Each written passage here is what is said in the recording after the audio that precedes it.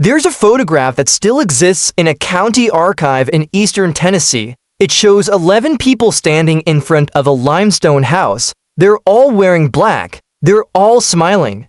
And if you look closely, really closely, you'll notice something that makes your skin crawl. Every face in that photograph shares the same eyes, the same narrow chin, the same distant, hollow expression. This is the Rutledge family in 1938, and by the time this photo was taken, they've been marrying each other for over 100 years. What you're about to hear isn't folklore. It's not an urban legend. It's what happens when a bloodline decides it's too pure to let anyone else in. Hello everyone, before we start, make sure to like and subscribe to the channel and leave a comment with where you're from and what time you're watching. That way, YouTube will keep showing you stories just like this one. The Rutledge family didn't start out as monsters, they started out as survivors. In 1796, three brothers named Josiah, Alim and Silas Rutledge came down from Virginia and claimed a stretch of land in the Cumberland Plateau that nobody else wanted. It was rocky, remote, and bordered by a forest so dense that sunlight barely touched the ground. But the Rutledges didn't care. They built their homes close together, so close you could hear a conversation from one porch to the next, and they made a promise. A pact, really. They would never let outsiders dilute the family name. They would never let strangers inherit their land, and they would never, under any circumstances, marry outside the bloodline. At first, this wasn't unusual. Cousin marriages were common in isolated communities. But the Rutledges took it further, much further. By 1820, every daughter born into the family was spoken for before she turned 12. The marriages were arranged quietly, internally. And without exception, if a girl was born, she would marry a cousin. If she protested, she was reminded of her duty. If she ran, she was brought back. The family kept meticulous records, births, deaths, unions, all written in a leather-bound book that was passed down through generations. And in that book, there isn't a single marriage to an outsider for over 130 years. But isolation does something to people. It doesn't just preserve bloodlines, it warps them. By the early 1900s, the Rutledge daughters stopped protesting. They stopped asking questions. They simply accepted that their lives had already been decided. They would marry a cousin, bear children, and raise those children to do the same. The family grew larger, but it never grew outward.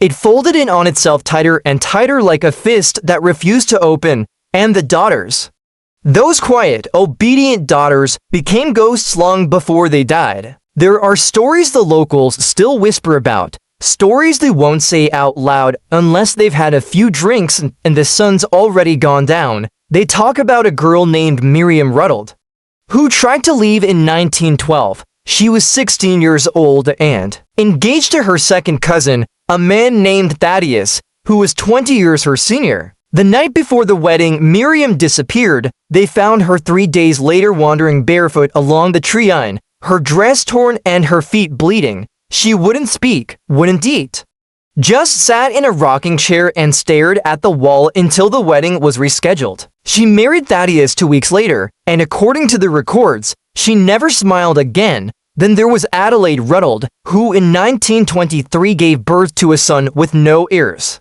just smooth skin where his ears should have been. The doctor who delivered him left town the next day and never came back. Adelaide's husband was her first cousin. Her mother had also married a first cousin and her grandmother before that. By the time Adelaide's son was born, the family tree didn't branch anymore.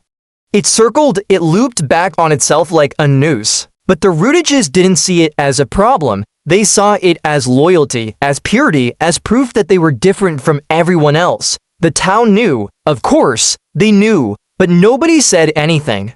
You didn't ask questions about the Rutledges. You didn't knock on their doors. You didn't make eye contact if you saw them in town, which was rare. They kept to themselves, and people were fine with that because the alternative, confronting what was happening up on that plateau, was too uncomfortable, too dark. So the town looked away and the Rutledges kept marrying each other year after year, daughter after daughter, until the whole bloodline started to look like a photograph left too long in the sun. Faded.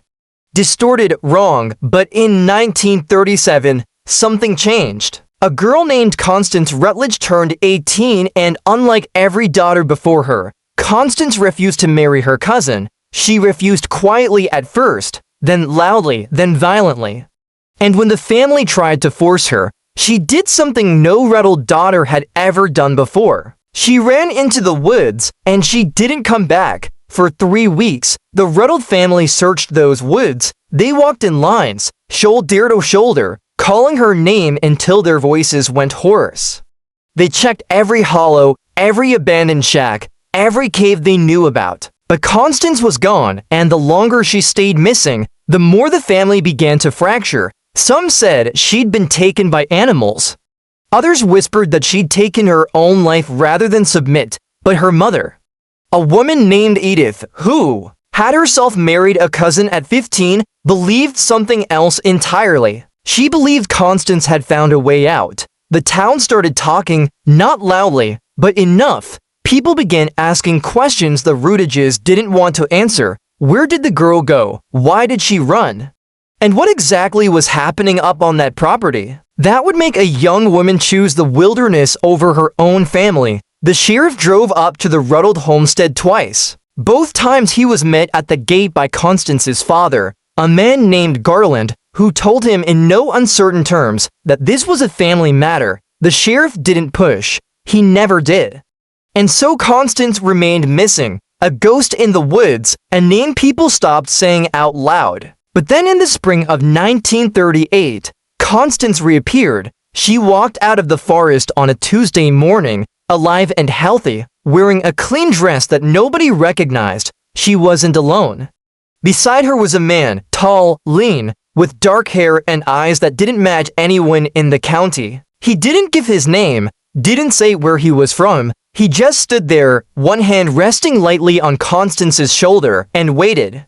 And when Garland Rutledge saw them standing at the edge of the property, his face went white. The family gathered. All of them, aunts, uncles, cousins, grandparents, everyone who still lived on that plateau. They stood in a half circle around Constance and the stranger, and nobody spoke. Finally, Constance broke the silence. She said she was married, that the man beside her was her husband, that they'd been living in a cabin deep in the woods, far beyond where anyone ever went. She said she wasn't coming back. She said she was done, and then she said something that nobody expected. She told them she was pregnant.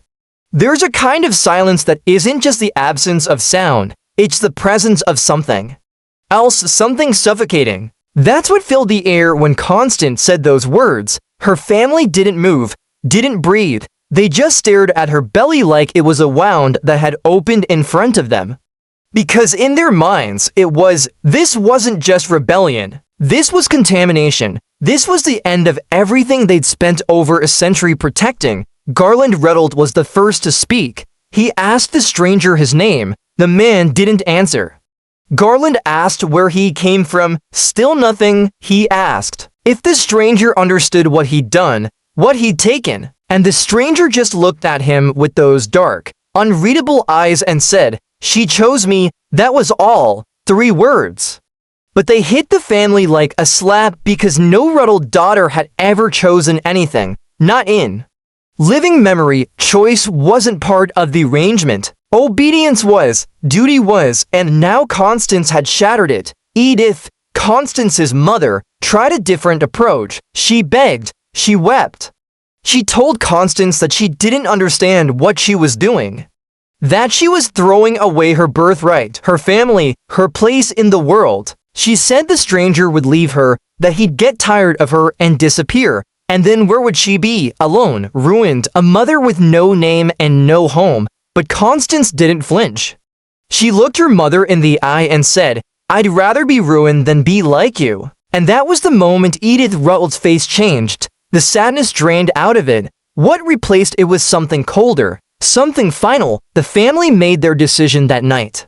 Constance was no longer a Rutledge. Her name would be struck from the family Bible. Her children would not inherit the land, and if she ever set foot on the property again, she would be treated as a trespasser. The stranger said nothing.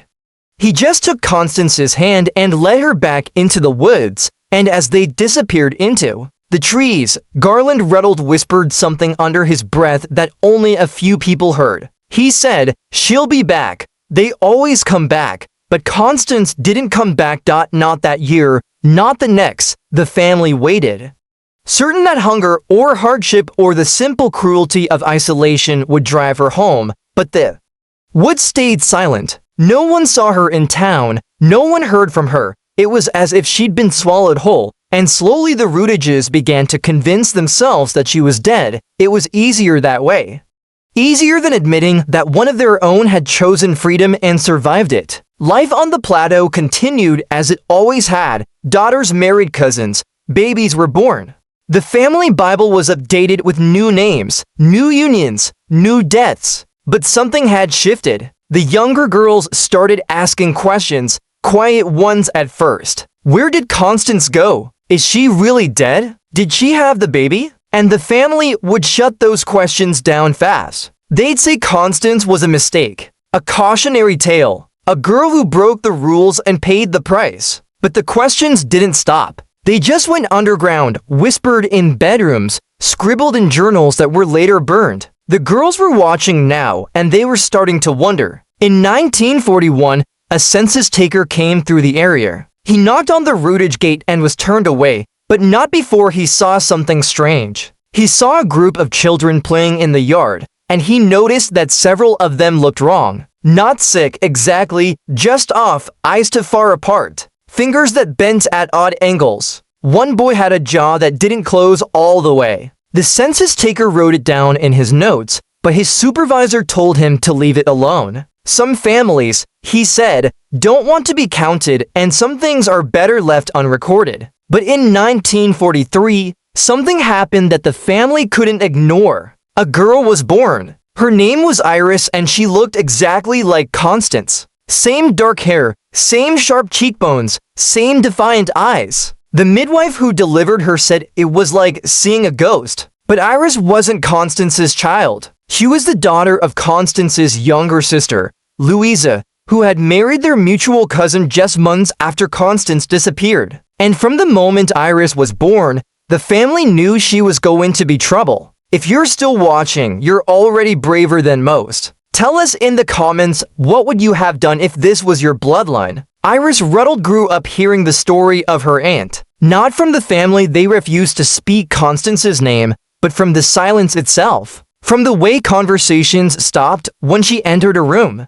From the way her mother would stare at her, sometimes eyes filled with something that looked like fear. Iris learned early that she was a reminder of something the family wanted to forget. And instead of making her quiet, it made her curious. By the time Iris was 16 in 1959, she'd pieced together most of the story. Constance had refused an arranged marriage. She'd run away with a stranger. She disappeared into the woods and never came back. But there was one detail nobody would confirm. Nobody would tell Iris whether Constance was alive or dead. And that absence, that refusal to give her a grave or a goodbye, told Iris everything she needed to know. Constance was still out there, and Iris was going to find her. She started walking the woods. Not deep at first, just the edges, the places where the family land met the wild. She'd go out after dinner and come back before dark, always careful, always watched. But each time she went a little farther, she found old trails that hadn't been used in years. She found markings on trees, small carvings that looked deliberate, like someone had left a path. And one day in the summer of 1960, she found a cabin. It was small, tucked into a hollow so deep that you'd never see it unless you knew where to look. The windows were shuttered, the door was closed, but there was smoke coming from the chimney. Iris stood there for a long time, her heart hammering in her chest. She knew she should turn back. She knew that if the family found out she'd gone this far, there would be consequences. But she also knew that if she walked away now, she'd never forgive herself. So she knocked 3 times, soft but clear. And after what felt like forever, the door opened. Standing in the doorway was a woman in her early 40s. Her hair was streaked with gray. Her hands were rough and calloused, but her eyes were sharp and alive and utterly fearless. And when she saw Iris, she smiled. Not a sad smile, not a surprised one, just a smile that said, "I knew you'd come." Constance invited Iris inside without a word. The cabin was small but warm, filled with the smell of woods and herbs hanging from the rafters. There were books on the shelves, more books than Iris had ever seen in one place. There were drawings pinned to the walls, sketches of plants and animals and landscapes. And sitting in a chair by the fire was the stranger, older now, his hair touched with silver, but his eyes still dark and unreadable. He nodded at Iris but didn't speak. He didn't need to. This was Constance's story to tell, and she told it, all of it. She told Iris about the years of suffocation, the feeling of being slowly erased by a family that valued blood over breath. She told her about the night she ran, how she wandered the woods for days with no plan and no hope, only the certainty that anything was better than going back. She told her about finding the stranger, a man who'd been living alone in the forest for reasons he never fully explained, and how he'd offered her shelter without asking for anything in return. She told Iris about the fear that followed, the certainty that her family would find her and drag her back. But they never did, because deep down they didn't want her back. They wanted her erased. Constance had given birth to a daughter in 1939, a healthy, perfect daughter with no twisted limbs, no hollow eyes, no markers of the damage that generations of intermarriage had carved into the Rutledge bloodline. That daughter was grown now, living in a town 3 counties away, married to a man she'd chosen herself. Constance had broken the cycle, and she'd done it by walking away, by choosing the unknown over the familiar, by refusing to let fear make her decisions. Iris asked the question she'd come to ask. She asked if Constance ever regretted it, if she ever missed the family, the land, the only world she'd ever known. Constance looked at her for a long moment. Then she walked to the window and stared out at the trees. She said she used to have nightmares about going back, about being pulled into that house and locked in a room and told that she'd imagined all of this, the freedom, the choice, the life she'd built. She said those nightmares lasted for years, but eventually they stopped, and what replaced them was something she'd never felt before: peace. Iris visited Constance 3 more times that summer, and each time she stayed a little longer. She learned how to identify plants, how to read the woods, how to live without needing permission. And when fall came, Iris made her choice. She told her family she was leaving, not to find Constance. She never told them that. She just said she was going to the city, that she found work, that she wasn't coming back. Her mother cried. Her father threatened. But Iris had already made up her mind, and on a cold October morning in 1960, she walked off the Rutledge property for the last time. The family continued for a few more generations,